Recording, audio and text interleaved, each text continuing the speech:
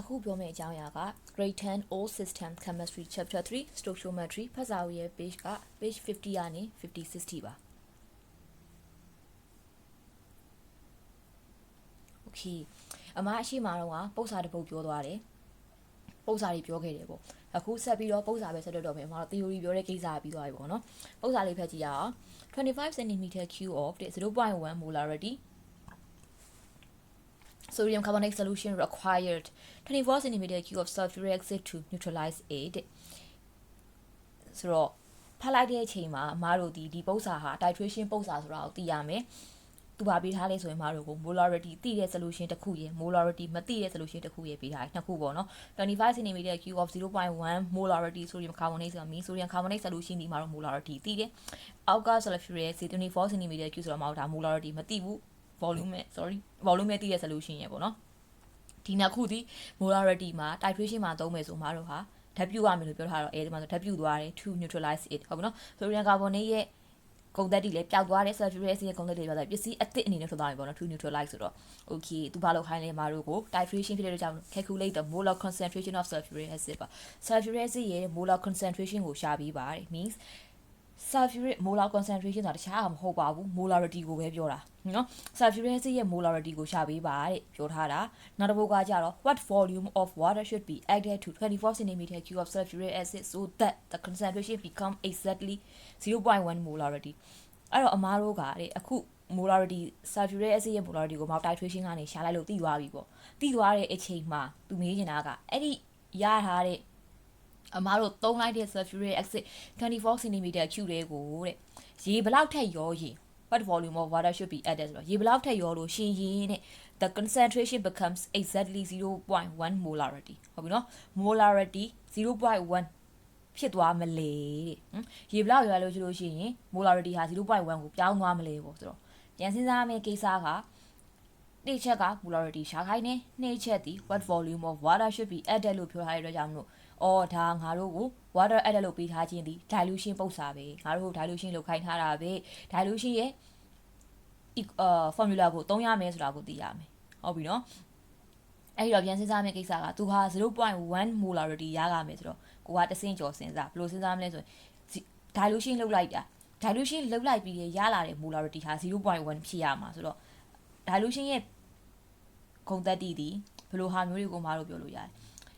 ပထမအဆုံး solution တစ်ခုရှိမယ်အဲ့ထဲကိုမတို့ကရေရောလိုက်မယ်ဟုတ်တယ်နော်ရေရောလိုက်တဲ့အတွက်ကြောင့်မို့အဲ့ solution ရဲ့ပြင်းအားအဲ့ solution ရဲ့ပမာအားအဲ့ solution ရဲ့ပြင်းအားပဲပေါ့နော် molarity ဒီမတို့က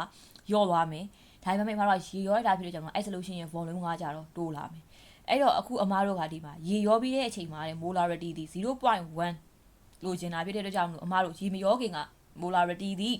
0.1 ထက်တော့များမယ်လို့ကိုကမှန်းထားကြမယ်ဟုတ်ပြီနော်ငါရဲ့ပု္ပ္ပစာမှာငါအပေါ်ကလိုက်မဲ့ number 1ဒီငါရရမယ့်ပု္ပ္ပစာအဖြေဒီ 0.1 ထက်များလို့ဒါလေသူက 0.1 molarity လိုချင်လို့ရေထက်ရောမယ်လို့ပြောတာဟုတ်ပြီနော်ဒါပု္ပ္ပစာကိုဖတ်ပြီးသွားတဲ့အချိန်မှာကိုကောင်းထဲမှာစဉ်းစားမိရမယ့်အချက်โอเคဆက်ကြည့်ရအောင်ဟေးအမရဲ့ပုံစုပ်စုပ်ကလေးပေါ့နော်ဆိုတော့ပထမအဦးဆုံးမတို့ဟာဒီမှာ24 cm cube sulfuric acid ပေါ့နော်ဒီဘက်ထားဆိုတာပုံလေးရ sulfuric acid လေးရှိတယ်အမတို့ကအဲ့ဒီတက်ကို indicator လေးထည့်တယ်ပေါ့နော် phenolphthalein indicator လေးထည့်တယ်ဒါပေမဲ့အမက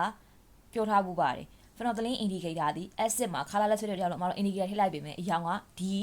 acid အရောင်ပေါ့နော်အကြည်ရောင်တိုင်းပဲရှိမယ်အဲ့ဒီချိန်မှာအမတို့ကအဲ့ထဲလေးကိုပေါ့နော်အဲ့ခွက်လေးကို U Stanley ပေါ်တင် burette ထဲကနေပြီးတော့ sodium carbonate တွေလည်းဖောက်ချလိုက်ပေါ့အမတို့ကသူတို့ W ရင်နောက်ဆုံးမှာဒီက pink ဆိုတဲ့ပန်းရောင်လေးပြောင်းသွားမယ်ပေါ့နော် and ပန်းရောင်သွားတဲ့အချိန်မှာအမတို့ကပန်းရောင်လေးပြောင်းသွားတယ်အဲ့ဒီပန်းရောင်လေးရောက်တဲ့အချိန်မှာအောက်မှာကြည့်ရအောင်ဘာဖြစ်သွားတာလဲဆိုရင်တဲ့ဒီ sodium sulfuric acid 24 cm cube ထဲမှာပါနေတော့ millimole ရေအတွက်ဒီ sodium carbonate 0.1 molarity 25 cm cube ထဲမှာရှိနေတဲ့ millimole ရေအတွက် ਨੇ ညီသွားတာပါဟုတ်ပြီနော် and ပိုင်းရောက်သွားတဲ့အချိန်မှာညီသွားတာပြောချင်တာ sulfuric acid 8 millimole ပမာဏ molecule ပမာဏတွေအကုန်လုံးဒီ sodium carbonate millimole ပမာဏအားလုံးနဲ့ဓာတ်ပြုတ်သွားပြီးတော့ဟုတ်ပြီနော်ဒီထားမှာokay ဒီမှာ millimole ပမာဏ sodium carbonate ရဲ့ millimole ပမာဏအားလုံးနဲ့ဓာတ်ပြုတ်သွားပြီးတော့အမားတို့ရဲ့ဒီ end point ဆိုတာလေးကိုရောက်သွားတာပါဟုတ်ပြီနော်အဲ့တော့ okay ပု္ပ္ပစာမှာအမားတို့ကိုဘာရှာခိုင်းထားရလဲဆိုလို့ရှိရင်ဒီဘက်က 24 cm cube sulfuric acid ဟုတ်နော်ဒီဘက်က24 cm cube sulfuric acid ရဲ့ molarity လေးကိုရှာခိုင်းတာဟုတ်တယ်နော်အဲ့တော့သူ့ရဲ့ molarity ကိုသိဖို့ molarity ရဲ့ formula ရပါတယ်တော့ mole by volume centimeter cube ဟုတ်တယ်နော်အဲ့တော့အမတို့ကဒီမှာ24 cm cube ဆိုတော့အမတို့က volume ကိုသိထားတယ်ဘာလို့ခြင်းလဲဆိုလို့ရှိရင်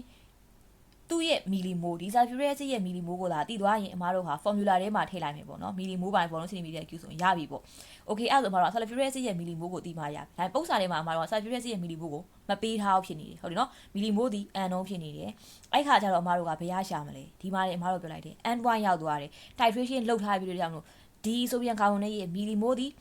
sulfuric acid ရဲ့ millimole နဲ့ညီပါတယ်ဆိုတဲ့ကိစ္စထွက်ထားတယ်အဲ့တော့အမားတို့က sodium carbonate ရဲ့ millimole သာသိရင် sulfuric acid ရဲ့ millimole ကို equation ကနေရှာလိုက်ရင်အမားတို့ရမှာပေါ့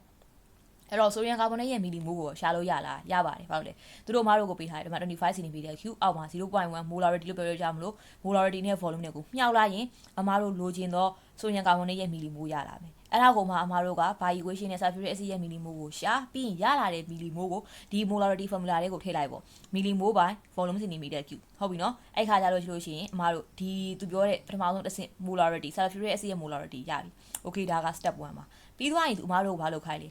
ဒီ sulfuric acid 24 cm cube လေးကိုရေရောခိုင်းဟုတ်နော်ဒီမှာအမရေလေးထည့်ထားတယ် H2 ကိုတော့ရေပေါ့နော်ဒီရေရဲ့ဒီ sulfuric acid conical flux ဆဲကို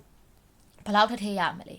အဲ့လိုထည့်လိုက်ခြင်းဖြင့်အမားတို့ရဲ့ sulfuric acid ရဲ့ molarity 0.1ဖြစ်သွားမလဲဟုတ်နော်ရေဘယ်လောက်ထည့်လိုက်လို့ရှိလို့ရှိရင်အမားတို့ရဲ့ sulfuric acid ရဲ့ molarity ဒီ 0.1ပြောင်းသွားမလဲဆိုတော့ရေဘယ်လောက်ထည့်လဲသိချင်တာအဲ့တော့ရေဘယ်လောက်ထည့်မလဲဆိုတဲ့ကိစ္စဒီအမားတို့ကပြန်စဉ်းစားရမှာကအော်ရေရောမှာဒါလို့ရှိမှာပထမ solution ရှိမယ်အမ example ပြောပြမယ်ပထမ solution တစ်ခုရှိမယ်လိမ္မော်ပျော်ရည်ပေါ့နော်အမလိမ္မော်ပျော်ရည်ကိုဒီအမဖြော်ထားတဲ့လိမ္မော်ပျော်ရည်တွေမှာမိုးပမာဏအနေနဲ့sorry မိုးပမာဏနဲ့ molarity အနေနဲ့5 millimole ရှိအောင်5 mole ရှိအောင်အမဖြော်ထားမယ် volume ကိုကြတော့5 dmq ရှိအောင်ဖြော်ထားမယ် okay အမအဲ့လိမ္မော်ပျော်ရည်လေးကိုအမတောက်ကြည့်လိုက်တယ်ပေါ့နော်တောက်ကြည့်လိုက်ကောဟာချိုနေတယ်အရင်နေချိုနေတယ်အဲ့ဒါငါရေရောမယ်အမရေရောလိုက်တယ်ပေါ့နော်ရေရောလိုက်နဲ့အမမြီးသွားလိုက်တာနောက်ဆုံး okay တယ်ဆိုတဲ့အချိန်မှာအမရဲ့ဒီပထမ5 dmq ရှိနေတဲ့ volume ကနေပြီးတော့ပြန်လိုက်တဲ့အချိန်မှာ10 dmq ဖြစ်သွားပြီအဲ့ဒါဆိုလို့ရှိရင်အဲ့ချိန်မှာအမတို့ရဲ့ molarity ကလည်းအမလိုချင်တဲ့ molarity ရသွားပြီပေါ့နော်အစတုန်းက5 molarity volume ကလည်း5 dmq အဲ့ဒါကိုအမချိုးလို့ဆိုရေထက်ရောလိုက်တာ10 dmq ဖြစ်သွားပြီ molarity ကလည်းတစ်ခုပြောင်းသွားပြီပေါ့အမလိုချင်တဲ့ molarity ရသွားပြီအဲ့ဒါဆိုအမရေဘယ်လောက်ရောလိုက်တာလဲ5 dmq ရောလိုက်တာဘယ်လိုတော့လိုက်တာလဲဒီဘက်က V2 ပေါ့နော်ရေရောပြီးသွားတဲ့အခြေအနေက10 dmq solution ကရေရောပြီးရဆိုတဲ့အကြောင်းလို့ volume ကများလာတယ်စရှိတဲ့ volume က5 dmq အဲ့တော့ဖြစ်သွားတဲ့ volume တွေကနေ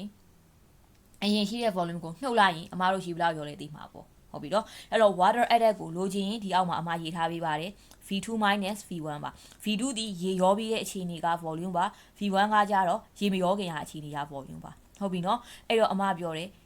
ဒါဒီ dilution နောက်တစ်ချမ်းက dilution ဖြစ်သွားတဲ့အကြောင်းလို့အမတို့က dilution ရဲ့ formula M1V1 equal to M2V2 ကိုသုံးရလိမ့်မယ်တတိယရမှာတော့သုံးရလိမ့်မယ်ပေါ့ okay ဆက်ကြည့်ရအောင်အမတို့ကအဲ့ဒါဆိုရင် water added ကိုလိုချင်တော့ V2 minus V1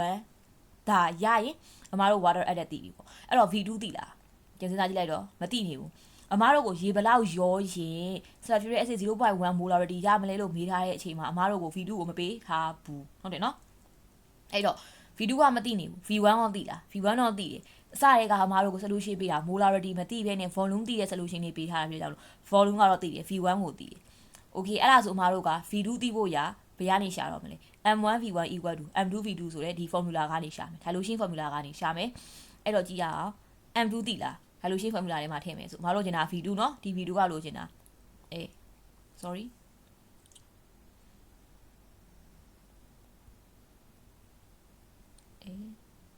ဒီ V2 လေးကအမတို့သိချင်တယ်လိုချင်တယ် V2 ဒီ M2 ကိုကြည့်အောင် M2 သိလားသိတယ် M2 ကသူဖေးထားသူလိုချင်တာ 0.1 molarity ဆိုတဲ့ M2 ရတယ် V1 ကိုသိလား V1 သိပါ24 cm cube အဲ့ဆို M1 ကိုသိလားစတော့ကမသိဘူး M1 ဘယ်လောက်လဲဆိုတာဒါပေမဲ့အမတို့ဒီဘက်က titration လုပ်ပြီးရှာလိုက်တော့ M1 ရဲ့ molarity ဒီမှာထွက်သွားပြီဟုတ်ရဲ့နော် molarity of H2SO4 equal to millimole by volume centimeter cube ဆိုပြီးတော့ M1 ကတွက်ပြီးပြီရှေ့ရတစ်ချမ်းပါအဲ့ဒါတော့အမတို့ကရှေ့ရတွက်ထားတော့ molarity ဒီရေမရောခင်က molarity ဖြစ်တဲ့ကြောင့်မလို့ M1 နေရာမှာထည့်မယ်24 cm ကျူဒီရေမရောခင်ကဘောလုံးဖြစ်ကြောင့် V1 နေရာမှာထည့်မယ် M2 ဒီသူ့လိုချင်တဲ့ molarity 0.1ကိုထည့်မယ်အဲ့ဒါဆိုအမတို့ရဲ့ V2 တက်လို့ရသွားပြီပေါ့ဟုတ်ပြီနော်မလိုချင်တဲ့ဟာ V2 ကိုထားခဲ့မလိုချင်တဲ့ M2 ကိုဟိုဘက်ကိုပို့လိုက်အဲ့ဒါဆိုအမတို့ V2 တက်လို့ရသွားပြီပေါ့အဲ့ဒါဆိုလို့ရှိရင်အမတို့ water outlet ကိုလိုချင်ရင် V2 ကိုထည့် V1 ကိုထည့်အမတို့ water outlet ရမှာပေါ့ဟုတ်ပြီနော်အဲ့တော့ step by step လေးကိုအမရေးထားပါတယ်ဒီမှာဟုတ်နော်ပထမဆုံးအနေနဲ့ millimole of sodium carbonate ကိုရှာပါမယ် volume into molarity နဲ့ဟုတ်ပြီနော်ပြီးသားလို့ရှိရင် millimole of sulfuric acid ကို equation ကရှာပါမယ်ပြီးသားလို့ရှိရင် molarity အမတို့လိုချင်တာ sulfuric acid ရဲ့ molarity ဖြစ်တဲ့အတွက်ကြောင့်မလို့ရလာတဲ့ millimole ကိုတီးပေးထားတဲ့ volume နဲ့စားလိုက်ရင် molarity ရမယ်ပြီးရင်အမတို့က dilution မှာရေဘလောက်ထည့်ရမလဲဆိုတော့သိချင်တဲ့ကြောင့် V2 ကိုရှာမယ်ပေါ့V2 ကိုရှာတဲ့အခါမှာပေါ်ကပေးထားပြီးသား molarity M1 လည်းသိပြီး V1 ပေးထားတယ် M2 ပေးထားတယ်ဆို V2 ကိုရှာလို့ရပြီပြီးတော့မှ water added အနေနဲ့ရလာတဲ့ V2 တွေကနေပေးထားတဲ့ V1 ကိုနှုတ်လိုက်ရင်ရေဘလောက်ထည့်ရမလဲသိသွားမယ်ပြီး okay ဒီမှာအမားတို့ဟာ molarity ပုံစံတွေကိုတွက်တိုင်း equation ကိုအရင်မြင်နေရေးပါမယ်နော် titration ပုံစံတွေကိုတွက်တိုင်း equation အရင်ရေးမယ် sodium carbonate နဲ့ sulfuric acid နဲ့ပေါင်းတယ် sodium sulfate ရ water ရ carbon dioxide ရဟဲ့အမဒီ equation ဘယ်လိုဖြစ်သွားတာလဲဆိုတော့ကိုရန်လုံးကအမတို့ general equation တွေရေးဖို့ပါတယ်ဒါဒီ metal carbonate ပါ sodium က metal acid radical က carbonic acid ကလာတယ် carbonate ဖြစ်တဲ့ကြောင့်တော့ဒါကို metal carbonate လို့ခေါ်ပါတယ်ဟုတ်ပြီနော် metal carbonate နဲ့ဒီဘက်က H2SO4 ဆိုတာ sulfuric acid ဆိုတော့ acid နဲ့ပေါင်းတာပါ metal carbonate နဲ့ dilute acid နဲ့ပေါင်းရင်အမြဲတမ်းဘာထွက်လဲဆိုရင် salt ဟုတ်ပြီနော် metal နဲ့ acid radical နဲ့ပေါင်းထားတယ်ဒီမှာ salt sodium sulfate ဆိုတဲ့စားရယ် water ရယ် carbon dioxide ရယ်ရပါတယ်အမြဲတမ်း equation တွေကိုအလုံးမချက်ပါနဲ့သူ့ရဲ့ formula တွေကိုပဲgeneral equation တွေကိုပဲအလွတ်ချက်ပါခုနကအမပြောတဲ့ဟာပေါ့ so metal carbonate နဲ့ sulfuric acid နဲ့ပေါင်းမယ်ဆိုလို့ရှိရင် sulfuric acid နဲ့ metal sulfate နဲ့ metal carbonate နဲ့ acid နဲ့ပေါင်းမယ်ဆို salt plus water plus carbon dioxide ရရဲဆိုတာကိုပဲမှတ်ထားကိုကအဲ့ဒီထဲမှာကိုပေးတဲ့ metal carbonate ကဘာ metal carbonate လဲပေးတဲ့ acid ကဘာလဲအဲ့ဒါနဲ့လိုက်ရောညီထွေစွာစားကိုထုံမယ်ပြီးရင် water carbon dioxide ထွက်မယ်ဟုတ်ပြီနော်အဲ့လိုရေးပါမယ် okay step 1အနေနဲ့ဒါ equation ဟာညှိပြီးသားပါနော်အားလုံးညှိလိုက်တာ sodium နှလုံးကဒီ H2 နှလုံးထဲမှာဝင်သွားမယ်ပေါ့နော်ဒါလို့ဆိုတော့ sodium ရဲ့ valency ကလေ1 sulfuric acid မှာပါနေတဲ့ hydrogen ရဲ့ valency က1နှလုံးဆိုတော့နှလုံးချင်းလေးလိုက်တာပေါ့ Na2SO4 ဒီ sulfuric acid ထဲက H2 နှလုံးဒီ carbonate ထဲက oxygen တစ်လုံးနဲ့ပေါင်းပြီး H2 ကိုထွက်မယ်ကျန်နေတော့ CO2 ကျန်သွားတာပေါ့အဲ့ကောင်ကကြတော့ဒီမှာ carbon dioxide gas နေထွက်သွားမယ်ဟုတ်ပြီနော်ဒါအမ equation ကိုရှင်းတာပြီးအမတို့ရဲ့ step 1အနေနဲ့ဘာရှာမလဲ millimole of sodium carbonate ကိုရှာမယ် molarity နဲ့ volume နဲ့မြှောက်မယ်ဟုတ်ပြီနော် 0.125 cm3 နဲ့မြှောက်တယ်2.5 millimole ရမယ်ပြီးတော့မှအမားတို့လိုချင်တာဒီ sulfuric acid ရဲ့ millimole ဖြစ်တဲ့အတွက်ကြောင့်မလို့ sulfuric acid millimole ကိုညာဘက်ချမ်းမှာထားမယ်ဒီဘက်ကကြတော့အမားတို့သိတယ် sodium carbonate ရဲ့ millimole ကိုထည့်မယ်အဲ့တော့မှအခု equation အရာက1 millimole နဲ့ 1 millimole နဲ့ဓာတ်ပြုတ်ရဲလို့ပြောလိုက်တဲ့အတွက်ကြောင့်မလို့အမားတို့အခု sodium carbonate 2.5 millimole ဒီလေ sulfuric acid 2.5 millimole လို့တင်ပေါင်းနေမယ်ဆိုပြီးတော့အမားတို့ကောက်ချက်ချလို့ရတယ်ဟုတ်ပြီနော်ဆက်ကြည့်မယ်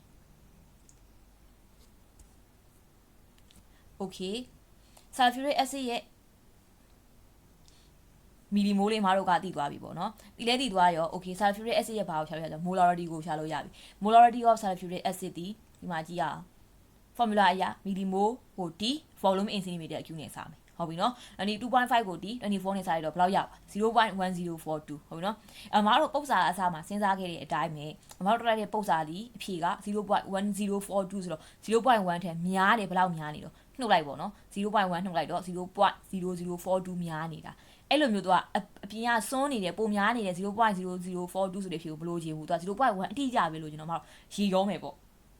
ဟုတ်ပြီနော်အစားရှိတဲ့ volume က24 cm cube ရေဘလောက်ရောလိုက်မလဲတဲ့ရေရောဖို့ဆိုတော့အမတို့ကရေရောတာတီးဖို့ V2 ကိုတီးမှရမှာ okay အဲ့ဒါဆိုအမတို့က dilution အနေနဲ့ before dilution after dilution M1 V1 M2 V2 ပေးထားတာလေးကိုရေကိုတီးတာလေးကိုရေပြီးတော့မှဟဲဒီမှာပုတ်စာ equation တွေကိုထည့်မယ် M1 V1 equal to M2 V2 ဆိုတော့ V2 လို့ရှင်တော့ M1 V1 by M2 ဖြစ်သွားတယ်အဲ့ဒီမှာအမတို့တီးတဲ့ဟာsorryအမတို့သိတဲ့အဖြေတွေအကုန်ကောက်ထည့်လိုက်တယ်ပေါ့နော်0.104 224 0.1ထည့်လိုက်တော့25 cm cube ရလာပြီဒီဖြေဒီပါလဲဆိုတော့ V2 ပါဟုတ်ပြီနော် V2 ရလာပြီအမတို့လိုချင်တာ V2 မဟုတ်ဘူးဘယ်လောက်ရေထည့်ရမလဲဆိုတာသိချင်လို့ကြောင့် V2 လေးက V1 ကိုနှုတ်လိုက်ရင်အမတို့အဖြေက1 cm cube ရသွားဟုတ်ပြီနော်အဲ့ဒါပုတ်စာတစ်ပုတ်ပြီးပါပြီ နောက်တစ်ပုဒ်ကြည့်ရအောင်ပါ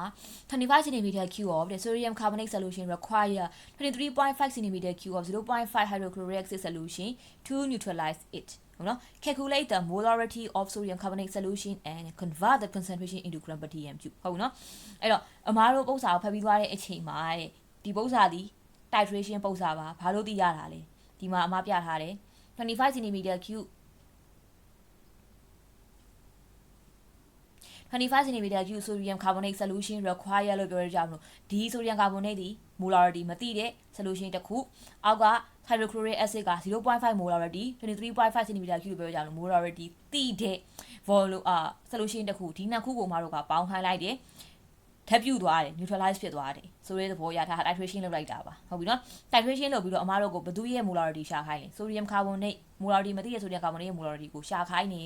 ရလာပြီးသား molarity ကိုဘာလုပ်ခိုင်းလဲ convert the concentration into gram per dm cube ဟုတ်ပြီနော်ရလာတဲ့အမားတို့ရဲ့ molarity ကိုတဲ့ molarity ဆိုတဲ့ unit နဲ့မလိုချင်ပဲနဲ့ gram per dm cube ဆိုတဲ့ unit နဲ့လိုချင်ပါတယ်လို့ပြောချင်တာအမားတို့ဒါဒီ molarity ဆိုတာဒီပြင်းအားကိုတိုင်းနဲ့system တစ်ခုပေါ့နော်စနစ်တစ်ခု gram per dm cube ဆိုတာကလေပြင်းအားတွေဒီပျော်ရည်ဘယ်လောက်ပြင်းအားရှိလဲဒီပျော်ရည်ထဲမှာစလူပမာဏဘယ်လောက်ပါနေလဲဒီစလူနဲ့ဒီပျော်ရည်တွေကvolume နဲ့အချိုးကိုပဲအမားတို့ကပြောတာပါပဲ gram per dm cube ဆိုတာ molarity ဆိုတာကလည်းအဲ့တိုင်းပဲဒါပေမဲ့အမားတို့က molarity ရဲ့ unit ကိုပြန်စဉ်းစားရင် molarity က mol per dm cube ဒီ concentration gram per dm cube ကကြတော့ gram နဲ့တိုင်းပါဟိုပါကစလူကိုမိုးနဲ့တိုင်းတာမိုးနဲ့တိုင်းနေပြီဒီထဲမှာပါတဲ့molecule အရေးအတွက်ဘလောက်အဲ့လိုမျိုးပြောချင်တာဒီ gram per dm cube ကကြတော့အမတို့အထဲထဲမှာပြောထားတဲ့ဆက်လူရဲ့ gram အလေးချိန်ကို gram နဲ့တန်းတိုင်းမှာပေါ့နော်အလေးချိန်ပြီးတိုင်းတာဟိုကကြတော့ molecule အရေးအတွက်နဲ့ပြောတာအဲ့လိုကွာတာဟုတ်ပြီနော်ပထမရှာလိုက်တဲ့အမတို့ရလိုက်တဲ့ molarity က molecule အရေးအတွက်ဘလောက်ဟာဒီပေးထားတဲ့ dm cube ပေါ့နော်1 dm cube ထဲမှာပြောနေတာလို့ပြောမှာဒီ gram per dm cube ကကြတော့ gram ဘလောက်ထည့်ဖြော်လိုက်မယ်လို့ဆိုပြီးပြောချင်တာဒီအမတို့1 dm cube solution တွေကိုgram ဘလောက်ထည့်ဖြော်မလဲဟုတ်ပြီနော်စလူပမာဏကို gram နဲ့ချိန်ပြီးထည့်ဖြော်မယ်လို့ပြောတာပါအဲ့တော့အမားတို့ရလာပြီးသား molarity ကို gram per dm cube ဆိုတဲ့ unit ကိုပြောင်းချင်တာအမားတို့ငယ်တုန်းကပုံစံတွေအတွက်ပူပါတယ်ဘာလဲဆိုတော့ kilogram နဲ့ပေးထားတဲ့ပုံစံကိုပေါင်ကိုပြောင်းပေးပါလို့ဟေးပိတ်တာကြက်သားနဲ့ဟာကို kilogram နဲ့ဘယ်လောက်ထွက်လဲလို့အဲ့လိုမျိုးတွေပြောင်းလို့မျိုးပဲဒီမှာလေအမားတို့က solution molarity နဲ့ပေးထားတဲ့ကောင်ကို gram per dm cube ဆိုတဲ့ unit ကို gram per dm cube ဆိုတဲ့ system ကိုပြောင်းခိုင်းတာပါဟုတ်ပြီနော်အဲ့တော့ဘယ်လိုပြောင်းမလဲဆိုတာဒီအနောက်မှာဆက်ကြည့်ရအောင်ဒီမှာအမပုံဆုပ်ဆုပ်ကလေးနဲ့အကျန်းလေးစဉ်းစားဖို့ထည့်ထားပေးပါတယ်ကြည့်ရအောင်အမားတို့ကိုပေးထားတဲ့ sodium carbonate ဒီ volume နဲ့သိတယ် molarity မသိတာ25 cm cube ရှိတယ်ဒီမှာအမက sodium carbonate ထဲကို phenolphthalein လေးထည့်လိုက်ပေါ့တင်းဆိုပြီးတော့ပန်းရောင်အရင် red ပေါ့နော် red အနီရောင်ကိုပြောင်းသွားပါတယ်ဘာလို့လဲဆိုတော့အမတို့က sodium carbonate ဒီရဲ့တကယ်တမ်းပြောရရင်တော့ sodium ဆိုတာ metal carbonate ဆိုတာ acid radical ပေါ့ metal နဲ့ acid radical နဲ့ပေါင်းထားတဲ့ဟာဖြစ်တော့ကြောင့်လို့အမှန်ဆိုတာဒီစားဖြစ်ကမှာဟုတ်တယ်နော်စားဖြစ်ကမှာစားဆိုမှတော့က acid နဲ့ထပ်ပြီးထပ်မပြုတော့ဘူး base နဲ့ထပ်ပြီးမပြုတော့ဘူးဒါပေမဲ့အမတို့ရဲ့ sodium carbonate ဒီရဲ့သူကဘယ်ရဖြစ်လာတာလဲဆိုရင် sodium hydroxide ဆိုတဲ့ alkali နဲ့ carbonate ဆိုတဲ့carbonic acid ကပေါ့နော် weak acid ကနေလာတဲ့စားဖြစ်နေတဲ့အတွက်ကြောင့်မို့လို့တဲ့သူ့ထဲမှာမတို့ acid ကုန်သက်တီကနေပြီးတော့ base ကုန်သက်တီကနည်းနည်းလေးပိုများတယ်နော်စားဖြစ်နေပြီမဲ့ base ကုန်သက်တီရှိတဲ့စားဖြစ်နေတယ်အဲ့ဒါတော့အမတို့က phenolphthalein indicator ကိုထည့်လိုက်ရင်သူ့တွေကဆိုလို့ရှိရင်ဒီအမတို့ဒီလိုပန်းရောင်အရင်ပြောင်းနေလိမ့်မယ်ဟုတ်ပြီနော်ခုနကအမပုံမှန်ဆိုလို့ရှိရင်ဒီနားလေးမှာအမကအကြည်အောင်လေးဆွဲတာပေါ့နော် colorless လေးဆွဲတာအခု indicator လေးလှည့်ကိုဒီကောင်က base ပေါ့အဲ့တော့အမတို့ကအဲ့ခွက်လေးကိုဒီပေါ်မှာတင်မယ်ပေါ့နော်ဓာတ်ပြုမဲ့စင်ပေါ်မှာတင်မယ်တင်သွားလို့ရှိရင်အမတို့ခုနကတိုင်းသူပေးထားတဲ့ hydrochloric acid ဟုတ်ပြီနော်0.5 molarity ရှိ hydrochloric acid ကို burette ထဲကိုထည့်တယ်ဓာတ်ပြုဖို့အတွက်ဖောက်ချဘယ်တော့ဖောက်ချလိုက်ရတော့ 23.5 cm cube ဖောက်ချလိုက်ရတယ်ဟုတ်ပြီအဲ့တော့ပြောချင်တဲ့သဘောဒီ23.5 cm cube ရှိတဲ့ volume 0.1 molarity ရှိတဲ့ hydrochloric acid ထဲမှာပါတယ် millimole ရေအတွက်ဒီsodium carbonate 25 cm cube ထဲမှာပါတဲ့အရေအတွက်နဲ့ညီလူညီမျှဓာတ်ပြုသွားပါတယ်လို့ပြောချင်တာဟုတ်ပြီနော်အဲ့တော့အမအောက်မှာရေးထားတယ် millimole of sodium carbonate ဟာ millimole of hydrochloric acid နဲ့ညီတယ်လို့ရေးထားပါတယ်ဒီဆက်ကြည့်မယ်အဲ့တော့အမတို့ကအခုရှာချင်တာဒီ sodium carbonate ရဲ့ millimole မဟုတ် sodium carbonate ရဲ့ molarity ကိုလိုချင်တာခုနကစဉ်းစားတဲ့အတိုင်းပဲ sodium carbonate ရဲ့ molarity ကိုလိုချင်ရင် sodium carbonate ရဲ့ millimole ကိုဒီ solution ရဲ့ volume နဲ့စာမှာအဲ့တော့အမတို့ကိုပေးထားတာက volume ကိုပေးထားတယ်အဲ့ဒါဆို millimole တိမှရမယ် millimole တိဖို့ဒီဥစ္စာတွေမှာမပေးထားဘူးအဲ့တော့ဘယ်ရရှာမလဲ equation ကနေမှရှာမယ် အဲ့တော့ equation ကနေရှာဖို့ဆို hydrochloric acid ရဲ့ molar millimole ကိုရှာလို့ရလားဆိုတော့ရတယ်အမားတို့ကိုပေးထားတဲ့ molarity 0.1 volume ပေးထားတဲ့ 3.5 ဆိုတော့နှစ်ခုလုံးသိရပေါ့နော် molarity ကော volume ကောသိရောသူတို့နှစ်ယောက်ကိုအမားတို့ညှောက်လိုက်တာနဲ့ hydrochloric acid ရဲ့ millimole သိမယ်အဲ့ဒါဆို equation ကနေတဲ့ sodium carbonate ရဲ့ millimole ကိုသိသွားပြီဟုတ်ပြီနော်အစတုန်းကမသိနေတဲ့ millimole ဒီequation ကနေတစ်စင်းမှာတို့တည်သွားမယ်တည်သွားလို့ရှိရင်ဒီမှာ molarity formula တွေကိုထည့်လိုက်ရင်အမှားတို့ရပြီပေါ့ molarity ရသွားပြီ okay ဒါဒီပထမတစ်စင်းမှာနောက်တစ်စင်းအနေနဲ့မှာတို့ဘာလို့ဆက်စဉ်းစားမလဲဒီရလာတဲ့ molarity ကိုအမှားတို့ဟာ concentration ကို gram per dm ပြောင်းခိုင်းတယ်အဲ့တော့ငါတို့ကိုရှာခိုင်းတာ gram per dm ရလာတဲ့ molarity ဆိုတာ means mole per dm ရတာအဲ့တော့ဘယ်လိုလုပ်မလဲကြည့်ရအောင်အမဒီမှာရေးထားတယ် gram ဆိုတာဘယ်ရောက်လာလဲဆိုရင် gram per mole ကရောက်လာမှာဟုတ်ပြီနော်ဒီထဲထဲမှာထည့်ဖြော်ထားတဲ့ဆိုဒီယမ်ကာဗွန်နိတ်ရဲ့ gram ကိုသူကလိုချင်တာကွာအမားတို့ကဒါပေမဲ့ဒီထဲထဲမှာပါဆိုဒီယမ်ကာဗွန်နိတ်ရဲ့ gram မသိတာဟုတ်တယ်နော်ဘယ်လောက်ထည့်ဖြော်ထားလဲမသိဘူး equation အရာအမားတို့ကဘာပဲသိထားလဲပါတဲ့မိုးပဲသိထားတယ်မိုးမီလီမိုးကိုပဲသိထားတယ်အဲ့တော့အမားတို့လွယ်လွယ်ကူကူရှာလို့ရတာကဘာရှာလို့ရလဲဆိုအဲ့ဆိုဒီယမ်ကာဗွန်နိတ်ရဲ့ gram per mole ကိုရှာလို့ရတယ် means molar mass ကိုရှာလို့ရတယ်သူ့ရဲ့1 mole မှာရှိတဲ့ mass ကိုရှာလို့ရတယ်ဘာလို့လဲ1 mole မှာရှိတဲ့ mass ဟာပုံသေးပဲပေါ့နော်ဒီ formula အတိုင်းပဲသွားမယ်ဆိုပုံသေးပါပဲဆိုဒီယမ်ရဲ့ mass ဆိုဒီယမ်ဘယ်နှလုံးပါတယ်ဆိုဒီယမ်ပါတဲ့အရေအတွက်ကိုမြောက်ကာဗွန်အရေအတွက်ထည့်ပေါင်းကာဗွန်အရေအတွက်တွေကာဗွန်ရဲ့ mass ကိုပေါင်းအောက်ဆီဂျင်3လုံးပါတော့အောက်ဆီဂျင်3လုံးရဲ့ mass ကိုထည့်ပေါင်းလိုက်ရင်အမားတို့ရဲ့ molar mass ဟာရှာလို့ရပါတယ်ပုံစံမှာလည်းအမားတို့ဒီ atom တစ်လုံးချင်းစီရဲ့အလေးချိန်တွေကိုပေးထားမှာဖြစ်တယ်အဲဆိုအမားတို့ molar mass ကိုရှာမယ်ပြီးရင်ဘာလုပ်မလဲ molarity ဟာခုနကအမားတို့ရှာထားတဲ့ molarity ပါဟုတ်ပြီနော်အဲ့တော့ gram per dm ဟာပုံစံတွေရောက်တော့မှအမားတို့ကိုရှာခိုင်းတဲ့ unit ဖြစ်နေပါတယ်အဲ့ဒါကြောင့်မလို့ဒီမှာမှထပ်မှတ်ကြမယ် concentration in gram per dm ကိုပြောင်းချင်ရင်ဘာလုပ်ကြမလဲဆိုရင်အမားတို့က molar mass နဲ့ molarity နဲ့ကိုမြှောက်လိုက်တော့ရသွားလေဆိုတော့ဒီဘက်ကပါမိုးနဲ့ဒီဘက်ကမိုးနဲ့ကြည်သွားတော့အမားတို့လိုချင်တဲ့ gram နဲ့ per dm ပဲကြံခဲ့မယ်ဟုတ်ပြီနော်အဲ့တော့ကြောင့်မလို့ concentration in gram per dm ပြောင်းခိုင်းရင်ပထမဆုံးအဆင့်အနေနဲ့ငါ molarity ကိုသိရမယ်ပြီးသွားလို့ရှိလို့ရှိရင်အဲ့ဒီလိုချင်တဲ့ solution တွေမှာပါတဲ့ solute ရဲ့ molar mass ကိုရှာရမယ်ဆိုတာသိရမယ်ဟုတ်ပြီနော်အဲ့ဒါမှအဲ့နှစ်ခုကိုမြှောက်လိုက်ရင်အမားတို့လိုချင်တဲ့ concentration in gram per dm ရမယ်ဆက်သွားမယ်အဲဒီမှာအမက step 1အနေနဲ့ molar mass of sodium carbonate ကိုရှာလို့ရေးထားတယ်ကိစ္စမရှိပါဘူး molar mass of sodium carbonate ကိုပဲအရင်ရှာရင်ရှာမရှာဘဲနဲ့အောက်ရောက်တော့မှပဲ molar mass ကို sodium carbonate ရဲ့ molar mass ကိုအောက် concentration in gram per dm တက်ခက်နေမှရှာလဲရတယ်ပြီးတော့အဓိကကအမတို့ဟာရှာမယ့်အဆင့်တွေဒီအဆင့်တွေအကုန်လုံးကတော့ပါရမှာအဲ့တော့ကြည့်ရအောင် millimole of hydrochloric acid ကိုရှာမယ်ဘယ်လိုရှာမှာလဲအမတို့က molarity ပေးထားတဲ့ပုံစံတွေမှာ volume ပေးထားတယ်နှစ်ယောက်မြှောက်လိုက်အဲ့တော့အမတို့ millimole of hydrochloric acid ရမယ်ဆက်သွားမယ်millimole hydrochloric acid ကိုရှာပြီးတော့ equation ရနေတဲ့စင် millimole sodium carbonate ကိုရှာမယ်။ဘာလို့ millimole sodium carbonate ကိုရှာရလဲ molarity ကိုသိချင်လို့ဟုတ်တယ်နော်။ molarity of sodium carbonate ကိုရှာတော့ခုနကရခဲ့တဲ့ millimole ကိုထည့်ပုတ်စာပေးထားတဲ့ volume ကိုထည့်လိုက်အဲ့ဒါဆိုအမတို့ molarity of sodium carbonate ရတယ်။ဒါဒီပထမတစ်ဆင့်ပြီးပြီ။ပြီးတော့မှအမတို့ကိုသူဘာပြောင်းခိုင်းလဲ။အဲ့ရလာတဲ့ molarity mole per dm ကို concentration in gram per dm ပြောင်းပြီးပါဆိုတော့ဒီ step 4ရဲ့အောက်မှာမှအမတို့ကဒီ molar mass လေးကိုရှာမယ်ဆိုလေရတယ်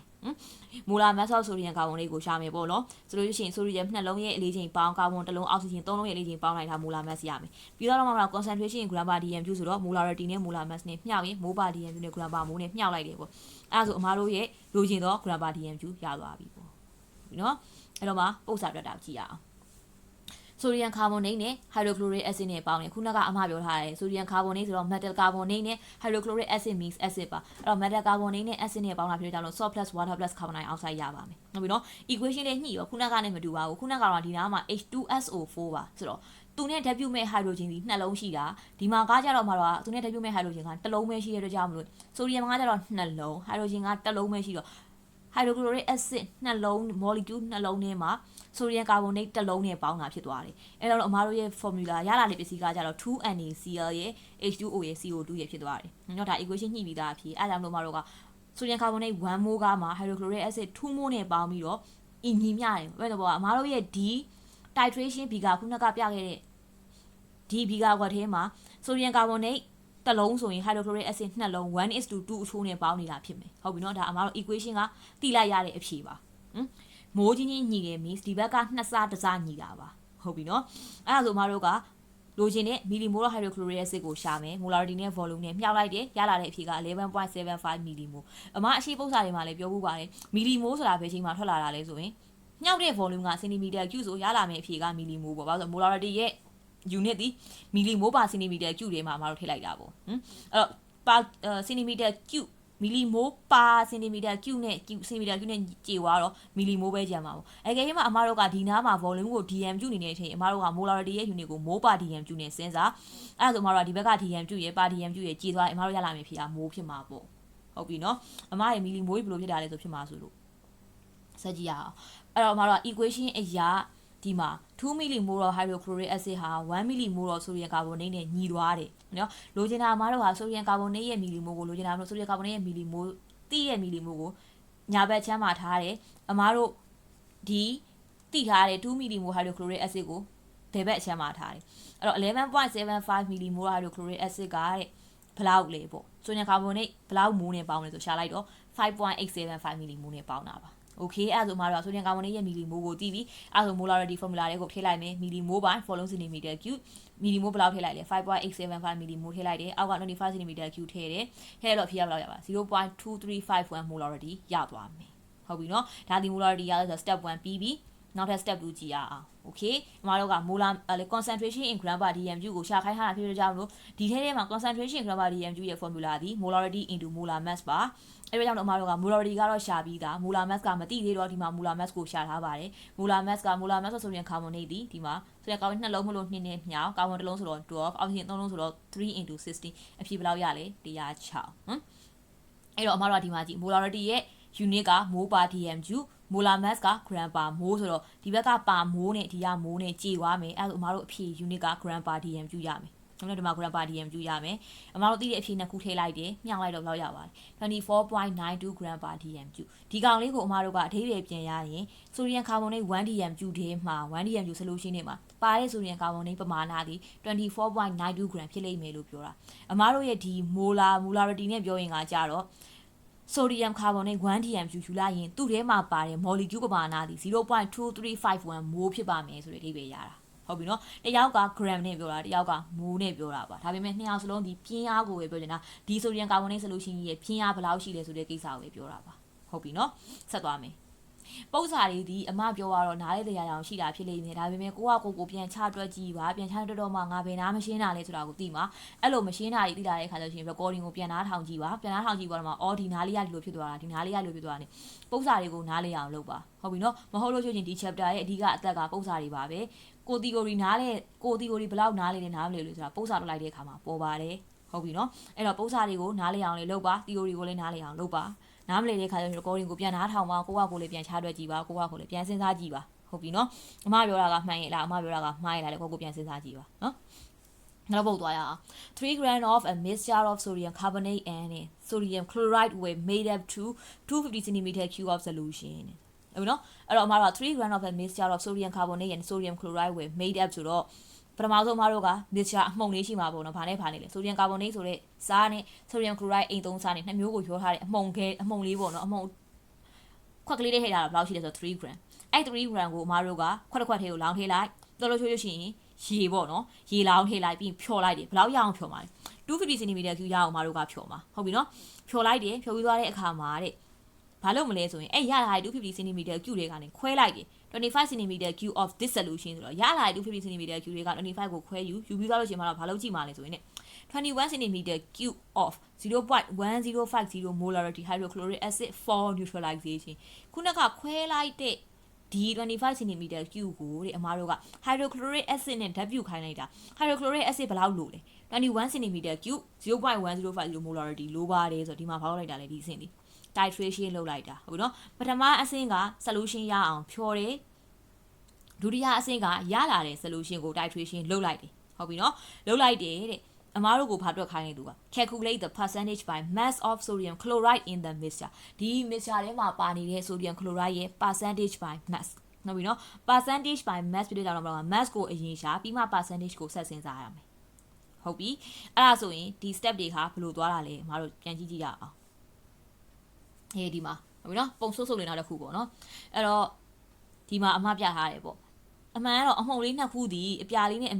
မဲလေးနဲ့အမနှစ်ခုရောချထားတာပေါ့နော်ပြောချင်တာက nature ထဲမှာပစ္စည်းနှမျိုးရောနေပါတယ်ဆိုတာကိုပြချင်လို့ဟုတ်နော်ပေါ်ရလာတော့မသိအပြာလေးနဲ့အမဲလေးနဲ့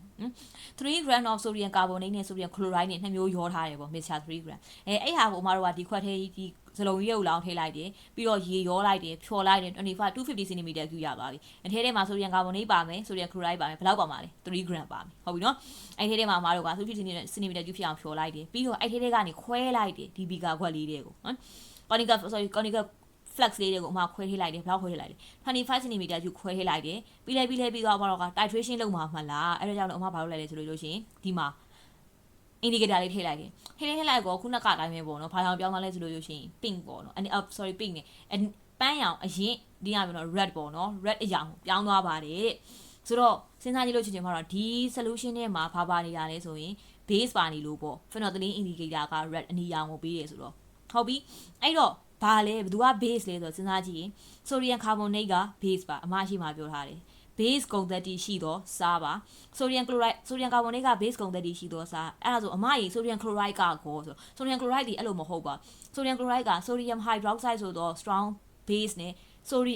hydrochloric acid ဆိုတော့ strong acid နဲ့ပေါင်းထားပြီးကြတော့ဒီစားဒီ neutral ပါ acid လေဂုဏ်သတ္တိမရှိတော့ဘူး base ဂုဏ်သတ္တိလည်းမရှိတော့ဘူးဟုတ်ပြီနော်အမဒီအခန်းမှာရှင်းပြနေရခြင်းကဒီပုံစံလေးတွေကိုနားလေစေခြင်းလို့စားကြောင်းပြောချင်လို့မဟုတ်ဘူးစားကြောင်းဒီနောက်က chapter 13မှာတက်တင်လေအောင်မယ်စားတွေဟာဘယ်လိုဖြစ်တာလဲဘယ်လိုမျိုးစားတွေရှိသလဲဟုတ်ပြီနော်အဲ့တော့အဲ့ခါကြလို့ရှိရင်တော့အသေးစိတ်နားထောင်လိုက်ပါအခုကတော့အမဒီပုံစံလေးတွေကိုစဉ်းစားတဲ့အခါမှာနားလေအောင်လို့ဘာလို့ sodium chloride နဲ့ပဲပြုတ်ရနေ sodium carbonate နဲ့ပဲထည့်ပြပါလေကိုသိစေခြင်းလို့အမနည်းနည်းလေးပြောတာပါအနောက်က chapter 13မှာပြန်ရှင်းပြပါလေဦးမယ်စားကြောင်းတွေကိုဟုတ်ပြီနော်စိတ်ပူနေမှာဆိုလို့ဟဲငါဒါတွေမသိခဲ့ပါလားဆိုဟုတ်တယ်မသိသေးဘူးအမတို့ chapter 13ရောက်မှသင်မယ်ဟာဖြစ်နေလို့အဲ့တော့ကြည့်ရအောင် sodium carbonate ကလေးကအထဲထဲမှာပါတယ် sodium carbonate particles တွေလည်းပါမယ် sodium chloride ရဲ့ particles တွေလည်းပါမယ်ဒါပေမဲ့ဒီအရောင်ပြောင်းသွားရခြင်းဒီဘာကြောင့်လဲဆိုရင် sodium carbonate particles တွေကြောင့်ဒီအရောင်ပြောင်းသွားတာပါဟုတ်ပြီနော် sodium chloride ဒီဘာဂုဏ်သတ္တိမှမရှိတော့ဘူး base ဂုဏ်သတ္တိလည်းမရှိဘူး acid ဂုဏ်သတ္တိလည်းမရှိဘူးစားဂုဏ်သတ္တိပဲရှိတော့တဲ့စား sodium carbonate ကကျတော့အဲ့လိုမဟုတ်ဘူး base ဂုဏ်သတ္တိလေးကျန်နေတော့စားဖြစ်တဲ့ကြောင့်လို့အမတို့ထည့်မယ် hydrochloric acid ဒီ sodium carbonate နဲ့ပဲထည့်ပြုမယ်sodium chloride နဲ့ဓာတ်မပြူတော့ဘူးအဲ့တော့ကြောင့်တော့အမတို့ဒီ end point ရောက်သွားပြီပေါ့နော် pink လေးရောက်သွားပြီ okay အဲ့တော့ hydrochloric acid တွေဖောက်ထည့်လိုက်ပြီးတော့အမတို့ဒီ solution နဲ့ဓာတ်ပြူခိုင်းရတယ် end point ရောက်သွားရင် means အမတို့ဖောက်ချလိုက်တဲ့ sodium chloride particles တွေဒီ mixture 25 cm cube ထဲမှာရှိတဲ့ sodium carbonate တစ်မျိုးတည်းနဲ့ပဲပေါင်းပြီးတော့ end point ကိုရောက်သွားတာ sodium chloride ဒီအရောင်လည်းမပေးဘူးဒီတိုင်းပဲဒီ solution ထဲမှာဒီတိုင်းပဲဒီ particles တိုင်းပဲသူ့ရဲ့ particles ဘယ်လောက်ပါလဲ50 by 50 60 by 60အဲ့တိုင်းပဲနေနေတာဒီဓာတ်ပြုမှုတွေမှာ तू ကလုံးဝမပါဘူးပေါ့ဟုတ်ပြီနော် mixture အနေနဲ့ရောပြီးတော့ဒါပါသွားတာဒါပေမဲ့ဓာတ်ပြုမှုတွေမှာ तू ကမပါဘူးအဲ့ဒါကြောင့်အမတို့ဒီ end point ရောက်သွားတာဒီ sodium carbonate ရဲ့ sodium chloride ရဲ့တဲကမှ sodium carbonate ရဲ့ particles millimoles နဲ့ပဲဓာတ်ပြုပြီးတော့ရောက်သွားတာပါဟုတ်ပြီနော်အဲ့တော့ဒီမှာအမအောက်ကရေးထားတယ် 0.1050 molarity 23.5 cm cube ပေါ့နော် end point ရောက်သွားတဲ့အချိန်မှာဒီ hydrochloric acid ထဲမှာရှိတဲ့ millimole ဒီတဲ့25 cm cube of mixture လို့ပြောပြမယ်25 cm cube of sodium carbonate ရဲ့ particles တွေကပဲဓာတ်ပြုသွားမှာအဲ့ဒါအမအောက်မှာရေးထားတယ် millimole of hydrochloric acid ဒီ millimole of sodium carbonate နဲ့ညီပါတယ်ဆိုတာထွက်လာတယ်ဟုတ်ပြီနော်ဘာလို့အမအဲ့လောက်ကြီးအသေးအတန်ပြောနေရတာလဲဆိုရင်အမတို့အရှိရ titration တွေပြောတာဒီ solution နှစ်ခုပါတဲ့ပစ္စည်းစလူကလည်းနှစ်ခုစီပဲပါတာပြောချင်တာရှိပု္ပ္ပစာဆိုလို့ရှိရင်ကွာ sodium carbonate ရဲ့ hydrochloric acid ရဲ့တမျိုးစီပေါ့နော် solution တစ်ခုမှာ solute တစ်မျိုးစီနေပဲအမတို့ဖြော်ထားတဲ့ solution ဒီမှာက solution တစ်ခုဟာ mixture ပစ္စည်းနှစ်မျိုးရောနေတာဖြစ်တဲ့ကြောင့်ဒီပစ္စည်းနှစ်မျိုးလုံးနဲ့များ titration လုပ်သွားတာလားဆိုပြီးစဉ်းစားနေမှာထင်နေမှာဆိုလို့မဟုတ်ဘူးဆိုတဲ့အကြောင်းလေးရှင်းပြတာဒီပစ္စည်းနှစ်ခုတွေကမှနှစ်ခုလုံးနဲ့ဓာတ်မပြုတ်ပါဘူးတစ်မျိုးနဲ့ပဲဓာတ်ပြုတ်ပြီးအမားတို့ပုံမှန် titration ပဲလုပ်သွားတာဒါပေမဲ့အဲ့ထဲမှာမှဒီ sodium chloride ကကလန်အလေရပါသွားတာပေါ့နော် mixture ရောနေတဲ့အတွက်ကြောင့်မို့လို့ဟုတ်ပြီနော်အမှန်ပြန်ပြောပါမယ်အမားတို့ရဲ့ဒီ sodium carbonate နဲ့ sodium chloride ရဲ့အမှုန်တွေရတယ်ဒီလိုအမဲနဲ့အပြာနဲ့မဟုတ်ဘူးပေါ့နော်အမားပစ္စည်းနှစ်မျိုးပြောရောနေတယ်ဆိုတာလေးကိုသာပြောချင်လို့အမားဒီမှာအမဲလေးနဲ့အပြာလေးနဲ့နှစ်ရောင်ထည့်ထားပေးရပါဖြော်လိုက်ရင်အဲ့ဒီ solution ကြီးဒီဘာကြောင့်မှမရအောင်ခါလက်လက်စီးပဲရတာပါဟုတ်ပြီနော် sodium chloride ပါလို့လည်းအရောင်ထူးကြမလား sodium carbonate ပါလို့လည်းအရောင်မထူးကြလားအဲ့လိုတော့ indicator လေးထည့်လိုက်ရတာအဲ့တော့အမားတို့ကိုသူရှာခိုင်းတာပုံစာကိုပြန်ကြည့်ဘသူရဲ့ percentage by mass ကိုလို့ညာဆို sodium chloride ရဲ့ percentage by mass ဟုတ်ပြီနော်ဒါပေမဲ့အမားတို့ကအခုပုံစာကြည့်ရလား titration လုပ်လိုက်ပြီးရှာရင် sodium chloride ရဲ့ mass ကိုမရတော့ဘူး sodium carbonate ရဲ့ mass ကိုပဲရမှာဟုတ်ပြီနော်စဉ်းစားစရာဖြစ်ပြီဒါဆိုတော့အမားတို့ molarity ဒီမှာ titration လုပ်လိုက်တာရတာမဲရလား sodium carbonate ရဲ့ millimole sodium carbonate ရဲ့ gram ကိုပဲရလာမှာအဲ့တော့အမားတို့ sodium chloride ရဲ့ mass ကိုဘယ်လိုရှာမလဲရှင်းလေးပါအမားတို့ကိုပေးထားတယ်ဒီမှာဟုတ်တယ်နော်3 gram of mixture လို့ပေးရတဲ့အတွက်ကြောင့်မလို့ sodium carbonate ရဲ့ mass လေးဒီထဲပါတယ် sodium chloride ရဲ့ mass လေးပါတယ်အမားတို့ကအဲ့ဒီခါမှာ sodium carbonate ရဲ့ mass လေးကိုသိခဲ့ရင်ဒီ mixture တွေကနေ sodium chloride ရဲ့ sodium carbonate ရဲ့ mass ကိုနှုတ်လိုက်အဲ့ဒါဆိုအမားတို့ကျန်တာ sodium chloride ရဲ့ mass ဖြစ်သွားမှာပေါ့ဟုတ်တယ်မလားနော်အဲ့တော့ကြောင့်လို့အမားတို့ကသူလိုချင်တာဒီ percentage of sodium chloride လို့ပြောတာအဲ့တော့ percentage of sodium chloride ရဲ့ရှားတဲ့ပုံသင်နည်းဒီ mass လိုချင်တဲ့ mass ပေါ့နော်အမားတို့သိချင်တဲ့ percentage ရဲ့ mass ကိုတီးဆိုတော့ mass of sodium chloride ကိုတီး mass of sodium mass of mixture sodium carbonate ရဲ့ sodium chloride ပေါင်းထားတဲ့ mixture နဲ့စားမှာအဲ့တော့စားဖို့ဆိုတော့ mixture ရဲ့ mass ကတော့ပုံစံမှာပေးထားတဲ့ 3g မို့လို့တိတယ်ဒါပေမဲ့ mass of sodium chloride ကတိလားဆိုမသိဘူးအဲ့ခါကျအမတို့ဘာလုပ်ကြမလဲဒီနှစ်ခုပေါင်းလက်ဟုတ်ပြီနော် sodium chloride ရဲ့ mass ကိုလိုချင်ရင် mass of mixture ပေါ့နှစ်ခုပေါင်းလက်ထဲကနေတစ်ခုကိုနှုတ်လိုက်ရင်ကျန်တဲ့တစ်ခုရသွားမှာပေါ့အဲ့ဆိုမှတော့ sodium chloride ရဲ့ mass ကိုရဖို့အတွက် sodium carbonate ရဲ့ mass ကိုသိမှဆက်တက်လို့ရမယ်ပေါ့ဟုတ်ပြီအဲ့ sodium carbonate ရဲ့ mass ကိုဘယ်လိုရှာမလဲဆိုတော့ကအမတို့က sodium carbonate ရဲ့ mass ကိုတော့ရှာလို့မရဘူးဘာလို့ရှာလို့ရလဲ sodium carbonate ရဲ့ molar mass တော့ကိုရှာလို့ရတယ်အဲ့တော့အမတို့ mass ကိုရှာတဲ့ပုံသင်နည်းကိုမသိပြင်မယ်အမတို့ဘာလို့သိလဲဆို sodium carbonate ရဲ့ မိုးကိုရှာတဲ့ပုံသင်နည်းသိတယ်ဘာလဲဆိုတော့မိုးကိုလိုချင်ရင်အမတို့က mass ကိုတီး molar mass နဲ့စားဟုတ်တယ်နော် concept of မိုးမှာအမအဲ့ပုံသင်နည်းလေးပြောခဲ့တယ်မိုးကိုလိုချင်ရင်ပေးထားတဲ့ mass ကိုတီးသူ့ရဲ့ molar mass ဒီနဲ့စားရင်အမတို့ကလိုချင်တဲ့မိုးကိုရမယ်အဲ့တော့အခုကအမတို့ကမိုးကိုလိုချင်တာမဟုတ်ဘူး mass ကိုလိုချင်တာဆိုတော့အဲ့ဒီအမတို့ကိုပေးထားသော formula လေးကိုပြောင်းပြန်လှန်လိုက်ပေါ့ဟိုဘက်ဒီဘက်ပို့လိုက်မိုးချင်တာကမိုးဖြစ်နေတဲ့အတွက်ကြောင့်sorry မိုးချင်တာက mass ဖြစ်နေတဲ့အတွက်ကြောင့်မလို့ molar mass နဲ့မိုးနဲ့မြောက်လိုက်ရင်အမတို့လိုချင်တဲ့ sodium carbonate ရဲ့ mass ကိုရသွားမှာပေါ့ okay အဲ့ဒါဆိုအမတို့ရဲ့သိရမယ့်ကိစ္စကဒီပု္ပ္ပစာသည် sodium carbonate ရဲ့ molarity ကိုရှားမယ့်ဟာမျိုးမဟုတ်တော့ဘဲနဲ့ဒီ solution ရဲ့ molarity ကိုရှားမှာမဟုတ်ဘဲနဲ့ဒီ solution ထဲမှာပါနေသော sodium carbonate ရဲ့မိုးကိုသာဒါမှမဟုတ်လေမီလီမိုးကိုသာသိရင်အမတို့ဒီပု္ပ္ပစာကိုဆက်တက်လို့ရပြီပေါ့ဟုတ်ပြီနော်အဲ့လိုကောက်ချက်ချလိုက်မယ်okay အဲ့ဒါဆိုအမတို့သိရမယ့်ကိစ္စ sodium carbonate ရဲ့မီလီမိုးကိုသိမှsodium carbonate ရဲ့မီလီမိုးဒါမှမဟုတ်လေမိုးကိုသိမှရမယ်ဆိုတော့ equation ကနေသွားမယ်ပေါ့နော်အမားတို့အခုလောလောဆယ်မှာ sodium carbonate ရဲ့မီလီမိုးကိုလည်းရှာလို့မရသေးဘူးဘာလို့လဲဆိုတော့ဘာမှမသိတာ25 cm cube ဆိုတာလေးပဲသိတယ်ဘာမှမသိဘူး molarity ကလည်းမသိဘူးအဲ့ခါကျတော့ဒီဘက်ကနေရှာမယ်ပေါ့နော် hydrochloric acid ရဲ့ molarity ကိုလည်းသိတယ် volume ကိုလည်းသိတယ်ပြတော့မှတော့ဒီထဲမှာသူတို့နှစ်ယောက် W တွေထဲမှာ hydrochloric acid ရဲ့မီလီမိုးကိုအရင်ရှာလိုက်မယ်ပေါ့နော် molarity လည်းသိတယ် volume လည်းသိတယ်ကြောင့်မီလီမိုးကိုရှာ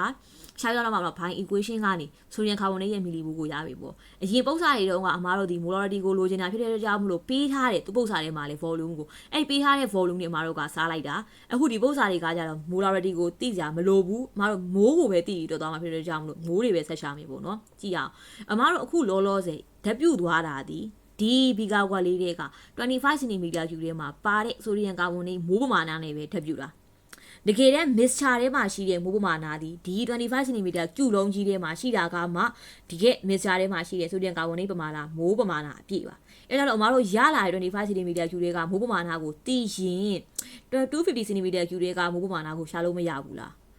ဟုတ်တယ်နော် solution တစ်ခွက်သေးပဲကွာအဲ့ solution တစ်ခွက်သေးကနေပြီးတော့အမတို့ကခွဲယူလိုက်တာပဲဆိုတော့သူတို့နှစ်ယောက်စလုံးထဲမှာပါနေတဲ့မီလီမိုးတွေဒီညီလူညီမျှပဲပါမှာပေါ့ဟုတ်ပြီနော်သူနဲ့ဘယ်လောက်กว่าလဲ10စားกว่าလားမလားအဲ့ဆိုဒီထဲမှာအမတို့ကမီလီမိုးဟာတော့10မီလီမိုးပါတာဆိုဒီ250ထဲမှာဆိုဒီယမ်ကာဗွန်နိတ်ဒီ100မီလီမိုးဖြစ်နေမှာပေါ့ဟုတ်တယ်မလား solution ထဲမှာအမအစတွေကပြောဒီ solution ဆိုတာဒီတမအောင်ရောနေတာလို့ပြောထားတဲ့ကြောင့်မလို့ဘယ်နာကနေပဲခက်အမတို့ရဲ့မီလီမိုး solution molarity အကုန်လုံးဒီညီလူညီမျှပဲဖြစ်နေမှာအဲ့တော့အမတို့ခွဲရတာက25 cm cube အဲ့ဒါဆိုဒီ25 cm cube ထဲမှာပါနေတဲ့မီလီမိုးကိုသိရင်250 cm cube တွေဟာကိုအမတို့ကပြန်တွက်ကြည့်လို့ရပါတယ်ညီလူညီမျှပဲပါတာမို့လို့ဟုတ်နော်ညီလူညီမျှ means အချိုးကြပါနေတာလို့ပြောချင်တာပါအဲ့ဒါတော့25 cm cube of mixture တွေကဟာကိုပဲအမတို့က equation ကနေသိလာတာတကယ်တမ်း mixture ရဲ့အလေးချိန်ကိုတော့မယ်ဆိုလို့ရှိရင်အမတို့က250 cm cube မှာရှိတဲ့ဆိုဒီယမ်ကာဗွန်နိတ်ရဲ့မီလီမိုးကိုရှာမယ်ပေါ့မီလီမိုးကိုတွက်မှရမယ်ရပြီးသွားရင်အမတို့ကမှရေးထားတယ် mass of sodium carbonate ကိုတွက်မယ်ပေါ့ mass of sodium carbonate ကိုတွက်ဖို့ဒီsodium carbonate ရဲ့မိုးနဲ့ molar mass gram per မိုးနဲ့မျှောက်မှရမှာအဲဒါကြောင့်လို့အမတို့ကသူ့ရဲ့250 cm cube ကရလာတဲ့မီလီမိုးဖြစ်မီလီမိုးဆိုရင်တော့မိုးပြန်ပြောင်းမိုးဆိုရင်တော့မိုးတိုင်းထဲပေါ့ဟုတ်ပြီနော်မိုးတိုင်းထဲပြီးရင် molar mass ကိုရှာရလာတဲ့အဖြစ်နဲ့ခုကိုမျှောက်လိုက်ရင် mass of sodium carbonate ရအဲ့ချိန်မှာ sodium chloride ရဲ့ mass ကိုလိုချင်ရင်နှုတ်လိုက်mixture of sodium mixture mass of mixture တွေကနှုတ်အဲ့ဒါဆိုမှ sodium chloride ရဲ့ mass ကိုရမယ်အဲ့ဒါဆိုမှ percentage ကိုဆက်တက်လို့ရပြီပေါ့ဟုတ်ပြီနော်အမပြောတာနည်းနည်းလေးများမြန်ရင်ပြန်နားထောင်ကြည့်ပါအမအချိန်မရလို့ပါနော်ပု္ပ္ပစာတွေပြောဖို့များလို့ပါ ဒီမှာလာပြီး step ကမီလီပထမဆုံးအဆင့်အနေနဲ့မတို့ဘာရှာရမလဲဆိုရင်မီလီမိုရောဟိုက်ဒရိုကလိုရစ်အက်ဆစ်ကိုရှာမယ်โอเคဘာနဲ့ရှာလိုက်လဲ molarity နဲ့ volume နဲ့မျှလိုက်တယ်ပုံစံမှာပြီးထားတဲ့ဟာပြီးလေပြီးတော့ပါရှာလဲမီလီမိုရောဆိုရင်ကာဗွန်ဒိတ်ကိုရှာတယ်ပမာရှိတဲ့ဟာလေအင်း25 cm cube မှာရှိတဲ့ဟာရလာတဲ့မီလီမို25 cm cube က titration လုပ်တာ25 cm cube တွေကဆိုရင်ကာဗွန်ဒိတ်ကပဲ titration လုပ်ဓာတ်ပြုတ်သွားတာမဟုတ်လို့ပြီးရင်ဘာဆက်ရှာမလဲတကယ်လိုချင်တာအမှားတော့ mixture တွေကမီလီမိုကိုလိုချင်တာဖြစ်ကြောင်းလို့250 cm cube မှာရှိတဲ့မီလီမိုကိုဆက်ရှာပြီးရင် molar mass ဆိုရင်ကာဗွန်ဒိတ်ကိုရှာတယ်ဘာလို့လဲအမှားတော့ mass ဆိုရင်ကာဗွန်ဒိတ်ကိုတွက်ချင်လို့မိုးနဲ့ molar mass နဲ့ညှောက်မယ်မိုးကမိုး molar mass ရဲ့ unit က gram ပါမိုးအဲ့ဆိုအမှားတော့မိုးနဲ့ပါမိုးနဲ့ကြည့်သွားတော့အမှားတော့လိုချင်တယ် mass of ဆိုရင်ကာဗွန်ဒိတ်ကို gram နဲ့ရမှာပေါ့ဟုတ်ပြီနော်ပြီးတော့မှငါတို့လိုချင်တာဆိုရင်ကာဗွန်ဒိတ်ရဲ့ mass မဟုတ်သေးဘူးဆိုရင် chloride ရဲ့ mass ကိုရှာရအောင်မယ်ဆိုတော့ mass of mixture တွေကမှဆိုရင်ကာဗွန်ဒိတ်ရဲ့ mass ကိုနှုတ်လိုက်အဲ့ဆိုမှဆိုရင် chloride ရဲ့ mass ကိုရမယ်ပြီးတော့ percentage လိုချင်တော့ percentage ရဲ့ formula တွေကိုထည့်လိုက်ရပြီပေါ့ဟုတ်ပြီနော်ဟဲ့တပါအမဒီမှာအပေါ်ဆုံးကရေးထားတဲ့စာကြောင်းလေးဒီခုနကအမရှင်းသွားတဲ့ဟာပါဘာလို့စလူမီစာထဲမှာနှစ်မျိုးရောနေတဲ့ကမှာဆိုရင်ကာဗွန်ဒိတ်ကပဲတပြူရတာလဲဆိုရင်ကာဗွန်ဒိတ်တယောက်ပဲ base ကုန်သက်တည်လေးကြံသေးလို့ acid နဲ့ပေါင်းတာဆိုရင် chloride က base ကုန်သက်တည်လေးမကြံဘူး acid ကုန်သက်တည်လေးမကြံတော့ဘာမှမကြံတော့ hydrochloric acid ကိုလှည့်ကိုမကြည့်ဘူး hydrochloric acid နဲ့မပေါင်းဘူးအဲ့တော့ဆိုရင်ကာဗွန်ဒိတ်နဲ့ hydrochloric acid နဲ့ပေါင်းတဲ့ equation ကိုပဲမတို့ရေးလိုက်တယ် salt plus water plus carbon dioxide ပါ metal နဲ့metal carbon နဲ့ acid နဲ့ပေါင်းတာမဟုတ်လို့ပါဟုတ်ပြီနော် equation ကအမအရှိမှလည်းညှိပြထားပြီးသားပါ1 mol နဲ့2 mol နဲ့ပါအဲ့တော့အမတို့ millimole hydrochloric acid ကိုရှာလိုက်တယ်ဘာလို့လဲဆိုတော့ volume က21 cm cube နဲ့ပေးထားတာမဟုတ်လို့ရလာမယ့်အဖြေက millimole နဲ့ဖြစ်မယ် 2.025 millimole ပါဟုတ်ပြီစက်ကြည့်မယ်အဲ့တော့အမတို့က millimole hydrochloric acid ကိုရပြီအမတို့သိချင်တာကဆိုရင်ကာဗွန်ဒိတ်ဆိုရင်ကာဗွန်ဒိတ်ရဲ့ millimole တွေကိုဘယ်ဘက်ချမ်းမှာညာဘက်ချမ်းမှာထားတယ် hydrochloric acid ရဲ့ millimole ဘယ်ဘက်ချမ်းမှာထားပြီးတော့အမတို့ရှာလိုက်တယ်2 mol 1 mol နဲ့ပေါင်းတာဖြစ်တဲ့ကြောင့်မလို့hydrochloric acid 2 mol သာဆိုရင်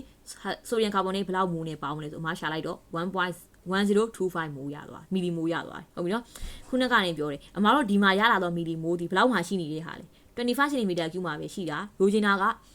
250 cm cube မှာလိုချင်တာအဲဒါကြောင့်လို့အမတို့ကပြန်ရှာတယ်ပေါ့နော်25 cm cube မှာဒါလောက်ပါရင်250 cm cube မှာဘယ်လောက်ပါမလဲဆိုရှာလိုက်တယ်ဒီကနေ့ပြောတော့10နဲ့မြောက်ရင်ရပါတယ်အမက3ချက်တွင်လေးကိုမြင်စေချင်လို့အကုန်လုံးကိုချရေးထားပေးတာ25နဲ့